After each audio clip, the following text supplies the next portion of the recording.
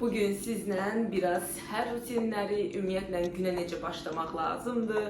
Bu barədə danışmaq istəyirəm, amma eyni zamanda bir yerdə səhər yeməyi hazırlayacağıq və sonra onu yeyərkən oradan, buradan biraz vacib məsələlər barədə söhbət edəcəyik. Gəlin başlayaq.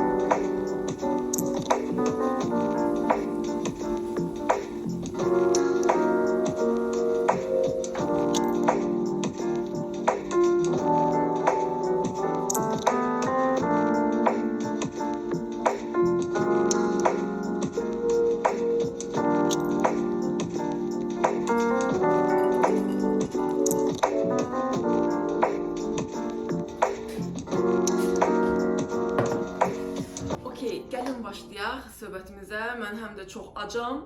Normalda bu qədər gec yemək yemirəm səhərlər, amma bugün məhz bu çəkilişi eləməyimə görə həm də axşam biraz gec yemişdim yeməyi, plus gec yatmışdım. Ona görə bugün səhər biraz gec yemək yeyirəm.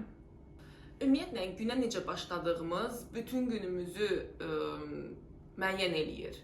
Yəni səhər əgər çox əzgin oyanmışıqsa və yaxud bilmirəm, çox pasiv bir formada günə başlayırıqsa, bu enerji özünü bütün gün ərzində göstərir.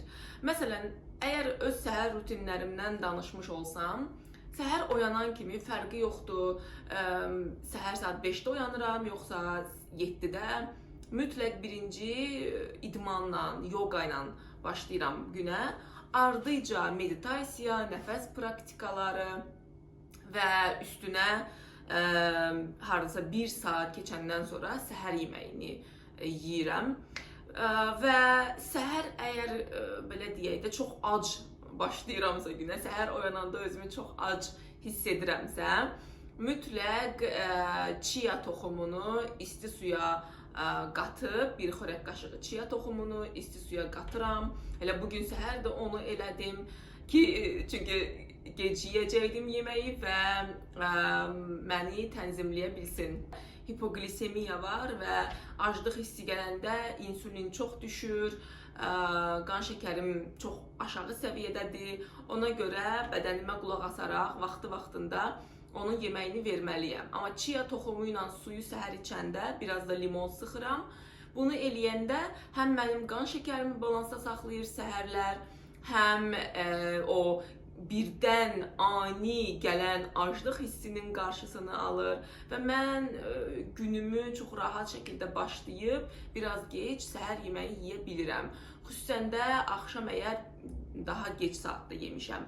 Mən normalda axşam 5-6 kimi yeməyi bitirirəm və ondan sonra ancaq su, yaşıl çay, bitki çayı bu formada keçirdirəm. Amma əgər harasa getmişəmsə və yaxud hansısa səbəbdən biraz daha gec yemişəmsə, yəni mənim gecim 7-8, maksimum 9-dur.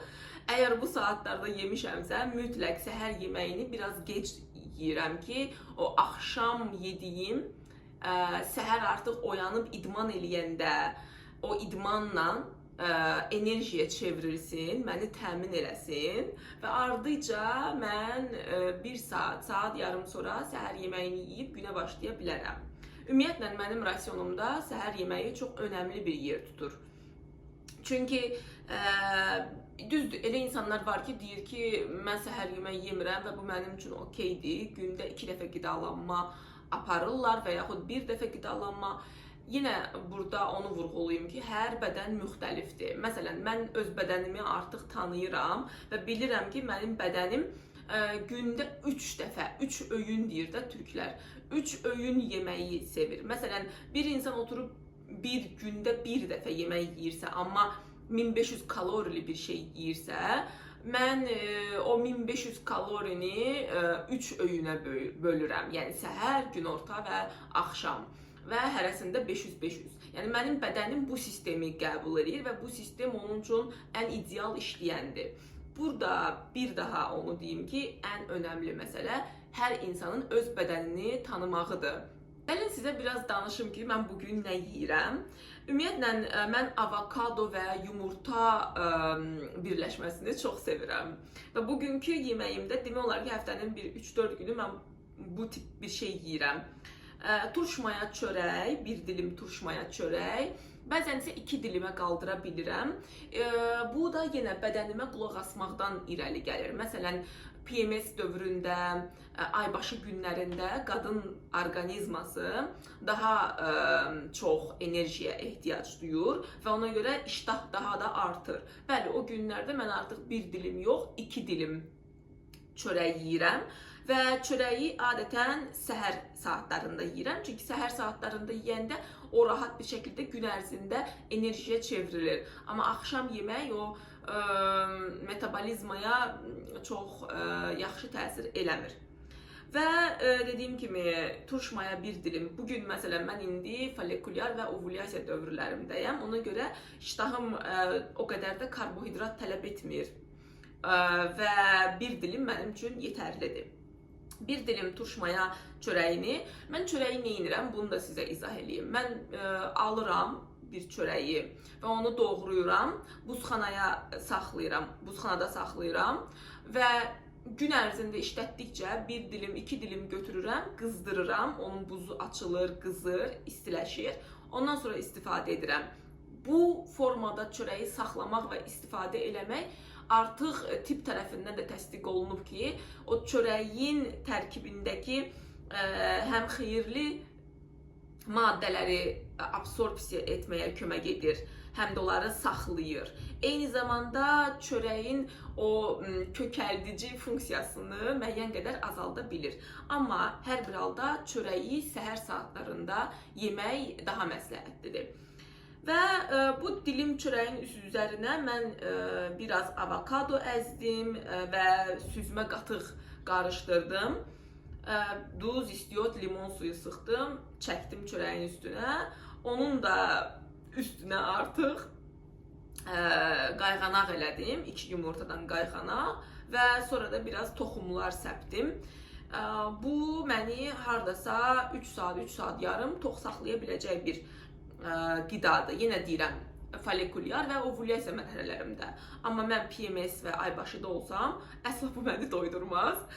Çünki iştahım açılır və o dövrlərdə qadınlar, qulaq asan qadınlar biləcəklər ki, o dövrlərdə qadın orqanizması daha çox ət və karbohidrat tələb eləyir.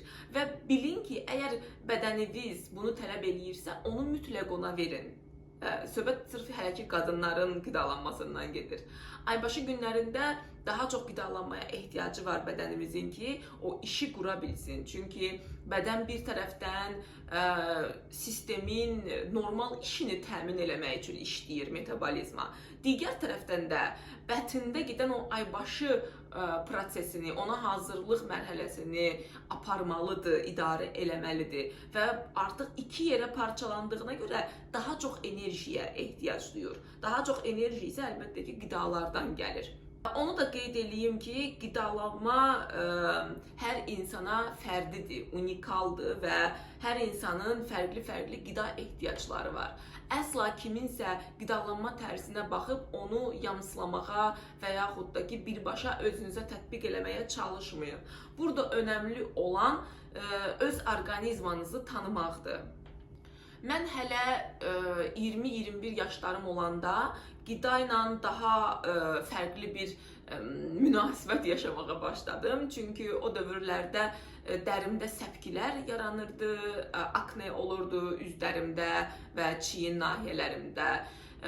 Və mən dermatoloqa gedəndə o mənə çox ağır bir pəhriz yazdı. O pəhriz ki, orada ağ un yox idi, ümumiyyətlə şirin heç bir şey yox idi, adi, yəni sadəcə rafina şəkərli şeylər yox. Xurma yox idi, şokolad yox idi, bildiyiniz şirin ancaq meyvə var idi. Və pendir yemək olmazdı, bir çox şeylər. Mən o zaman artıq oturdum, dərindən araşdırdım qidalanmanı, çünki bu formada qidalanmaq mənim üçün çox ağır idi, öyrəşə bilmirdim və necə qidamı təmin edə bilərəm, bunu çox dərindən araşdırıb, hətta bir müddət sonra qidalanma ilə bağlı kurslar almağa başlamışdım. Çünki o pəhrizin bir müddət davam etdirəndən sonra təsirini gördüm, həm də o pəhriz məni qidalanmama daha kreativ yanaşmağa sövq etdi. Çünki inək südü içə bilmirdim, pendir yeyə bilmirdim. Mən artıq özüm badamdan badam südü hazırlayırdım. Badam südündən süzmə pendir hazırlayırdım və dadı çox qəşəng olurdu ki, indi mən hələ də bunları öz həyatımda tətbiq eləyirəm. Eyni zamanda öz bədənimi tanımağa başladım. Qıraqdan öz bədənimi, qidaların mənə təsirini, sadəcə fiziki təsirini yox, həm də əhval-ruhiyyəmə, enerjimə təsirini araşdırmağa, müşahidə eləməyə davam etdim və o pəhrizin sonunda artıq belə bir hal yaşanmışdı ki, bacımın ad günü idi, tort kəsirdik. Evdə mənə dedilər ki, bəlkə sadəcə bir dilim, nazik bir dilim yeyəsən. Mən oradan belə bir qaşıq götürdüm tortdan, yadımdadır. Və ağzıma qoyanda mənə o qədər şirin gəlmişdi ki, yəni lazımsız, məni narahat edəcək dərəcədə şirin gəlmişdi. Mən o tortu yeməmişdim artıq. Və bu da onu göstərir ki, bədəni nəyə öyrəşdirsək, onu da tələb eləyir.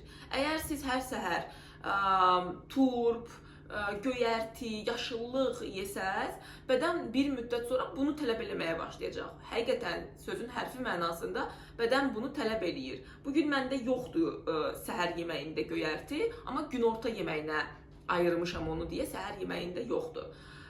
Və siz əgər hər gün şirniyyat yeyirsinizsə, bədən onu tələb eləyəcək. Yəni, bədəni bir müddət nəyə öyrəşdirirsənsə, avtomatik onu tələb edən, bağırsaqda onu tələb eləyən bakteriyalar yaranmağa başlayır. Məsələn, adicə kofeni götürək. Mən bir müddət çox kofe içirdim, düzdür. Kofeni gündüz, günorta 2-yə qədər içirəm, amma yenə də çox içirdim. Və özümə belə bir söz verdim ki, bir həftə kofesiz görüm necə bədənim reaksiya verəcək. İlk 3 gün çox ağır keçirtdim. Niyə? Çünki hər gün eyni saatda içirdim deyə kofeni, məsələn saat 11-də. Artıq 11 olanda və 12 işləmiş olanda mənim baş ağrılarım başlayırdı. Çünki bədən öyrəşib ona, hiss sistemimdə onu tələb edən bakteriyalar çoxalıb və mən onu verməyəndə, o kofeni bədənə verməyəndə onlar məni başlayır narahat eləməyə. Bunun da ən birinci göstəriciləri halsızlıq, baş ağrısı olur. Eynisi şirniyyata və fast food'a da aiddir. Və artıq 4-cü, 5-ci gündə mən gördüm ki, yavaş-yavaş baş ağrıları azaldı və mən artıq normal formada kofesiz davam edə bilirəm. Mənim qidalanmada kress, yəni üstündən bir dəfəlik illər əvvəl elə həmin pəhriz dövrümdə xətt çəkdiyim qidalar bu emal olunmuş ət məhsulları, yəni kalbasa, sosiska, bu formada olanlar, fast food, yəni yadımda deyil axırıncı fast food yeməyə nə vaxt getmişəm və dadını da artıq bilmirəm. Qazlı içkilər, bura bildiyimiz o məşhur qazlı içkilərin hamısı daxildir və hazır şəkildə satılan təbii sıxılmış, təbii meyvə şirələri kimi tanınan o şirələri heç vaxt içmirəm. Çünki bunlar ümumiyyətlə bədənə və həm fiziki bədənə, həm emosional, enerji bədənimizə, ruhumuza çox mənfi təsir edən qidalardır. Və bu yaxınlarda bir sənədli filmə baxırdım. Orada qeyd olundu ki, sırf bu tip qidalar insanların əqli inkişafının da qarşısını alır. Çox böyük bir dərəcədə. Və orada çox uzun danışıqdı bu barədə. Bu da bir daha onu göstərir ki, o tip qidalar çox yaxşı şəkildə hazırlanmış planın bir parçasıdır.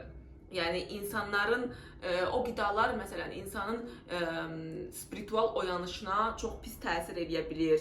Yəni o qidaları qəbul edən, tez-tez qəbul edən insanlar spiritual oyanışda yol qət edə bilməyəcəklər. Yəni oyanışı yaşaya bilməyəcəklər. Çünki o qidalar zehnin, beynin funksiyalarını o qədər pozur ki və ruhun qidası deyil. Amma biz torpaqdan gələn, torpaq vasitəsilə heyvanlardan bizə gələn qidalardan qidalananda həm fiziki bədəni, həm də ki ruhumuzu qidalandırırıq. Belə, məndən bugünlük bu qədər dostlar. Çalışdım ki, bu videoda sizlə qısa da olsa səhər rutinləri, qidalanma haqqında öyrəndiklərimi, öz həyatımda tətbiq etdiklərimi bölüşüm. Əgər işinizə yarasa, çox sevinərəm buna. Hər hansı bir sualınız və fikriniz də varsa, rəydə mənlə bölüşün. Eyni zamanda kanala abunə olmağı, videonu bəyənməyi və dostlarınızla paylaşmağı da unutmayın. Yeri gəlmişkən, mənim kanalımı, fəaliyyətimi və bu kimi daha başqa videolar hazırlamağımı dəstəkləmək üçün Coffee Al saytında mənə bir kofe ala bilərsiniz. Hələlik, görüşənə qədər.